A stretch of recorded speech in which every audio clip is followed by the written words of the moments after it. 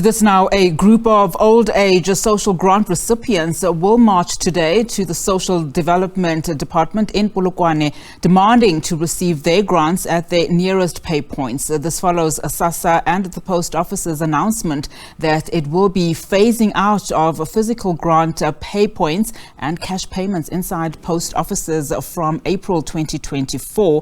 SABC News reporter Koketšo, Motau, and video journalist Hulisani Livhebe are covering this story for us. Let's now cross to them. Koketšo, thank you so much for your time and good morning to you. So talk to us about how this is, impacting, particularly on a vulnerable group in our society, the elderly.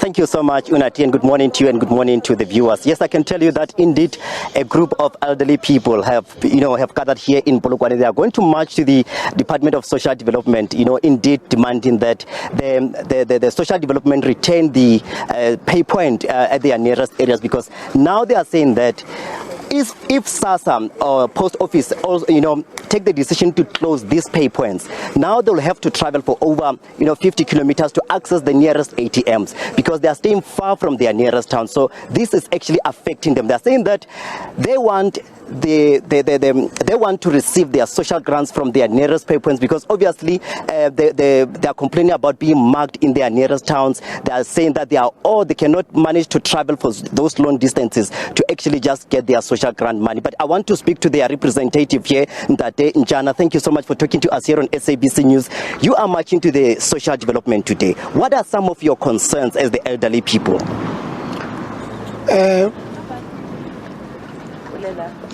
Must I speak in English? Yes, you can speak in English. Tell us what are some of your concerns? My concern is this. Some elderly are staying far from the town. So we must travel sometimes 200 kilometers.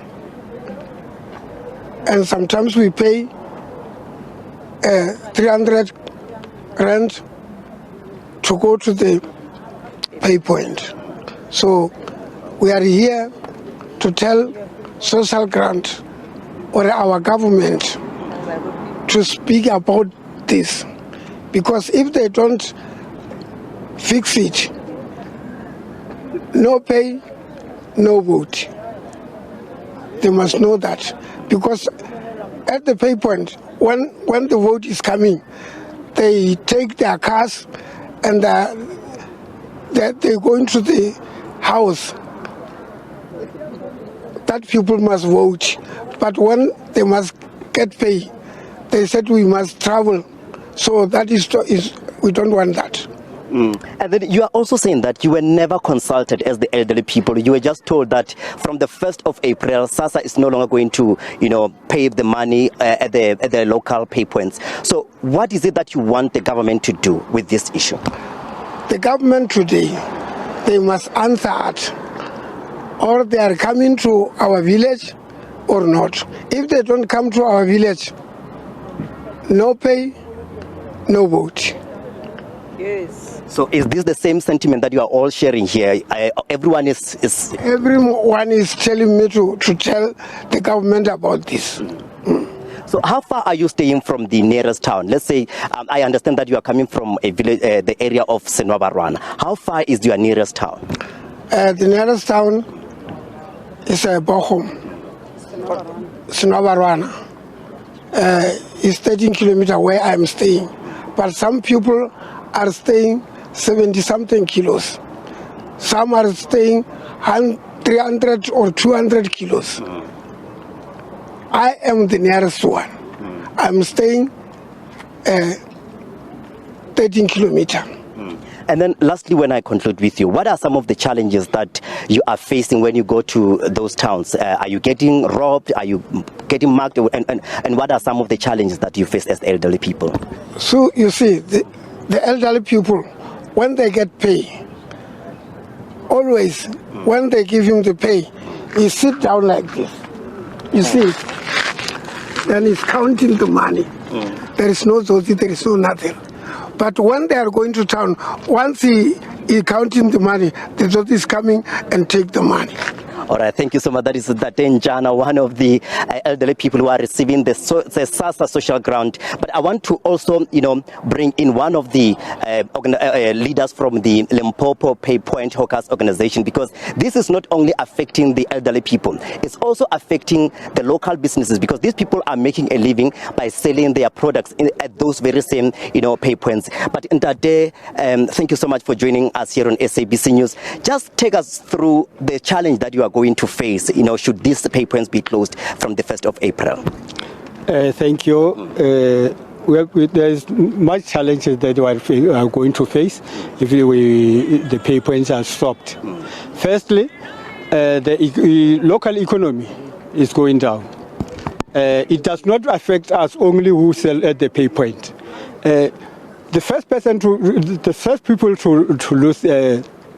to lose job is the people who work at the pay point. The second people to lose jobs are the people who work at the farmers, because they are there because we buy from them. Once the pay point stops, nobody's going to buy in bulk at the farmers, and the farmers will retrench the workers. And that is the other challenge that we are facing. And then the most challenge that is more, may I put it, the most challenge that we are going to face is that these people, they are still young. They feed their children. Even though, if I speak now, we put our children on hold. So we have not registered them at the colleges, because we don't know if we are going to work after April. So we must know that if they close the pay point, then it means that our children are also going to suffer like their fathers. And then the last thing, these people, they bring back the Section 10 law. The Section 10 law benefit the people who live in townships and in town. The rural areas does not benefit by Section 10 law. But today, we were free to sell everybody, but everywhere we sell to everybody. But now we have to stay at home and starve to death. Okay, let me conclude with you. So what message are you going to send to the government today as you march to the Department of Social Development and to SASSA? The message that I want to send to the government, let them come down, talk to the people, just not implement things that does not suit the people. Let them consult. If they feel that they must close the pay point, let them consult and see if the closing of the pay point will suit the people. But if it does not suit, let them stop doing that. Because the government, as I speak now, I ask the government to come, especially Minister Lindwezulu, let her come down, call a stakeholders meeting and discuss this thing, then so that we can reach the bottom of this thing. Well, thank you so much for talking to us here on SABC News. That is the Ntate Nokumutibani, who is the convener of the Limpopo Pay Point Hawkers organization. They're saying that they want to send a strong message to the government because they were not consulted when this decision was made, and they want to continue, receiving their SASSA grants through the pay points that are actually situated next to their villages. But for now, let's get back to you in studio. Okay, so before I let you go, because this is a very important story, I'm wondering what have SASSA and the post office had to say, in terms of why this decision and why now? Yes, the decision was announced in December this year. That's where the post office issued a statement to say that from the 1st of April they're going to close this pay point in the villages, because they are citing that the level of cash in transit has risen, and they're afraid that there are people who are actually transporting that money could be robbed, could be killed. So they are saying that they are doing this to ensure that they protect the citizens. But as you heard from them, they are not buying that story. They are saying that they've been receiving the money from the pay points, and they want to continue to receive their money on those pay points, and they are threatening that should they not continue to give them money through those pay points, they are not going to participate in the upcoming general elections. Koketšo, let's leave it there for now. Thank you so much for that. Of course, that was Koketšo Motau coming to us live there and giving us this a very important story that we will continue to keep tracking with the Social Development Department.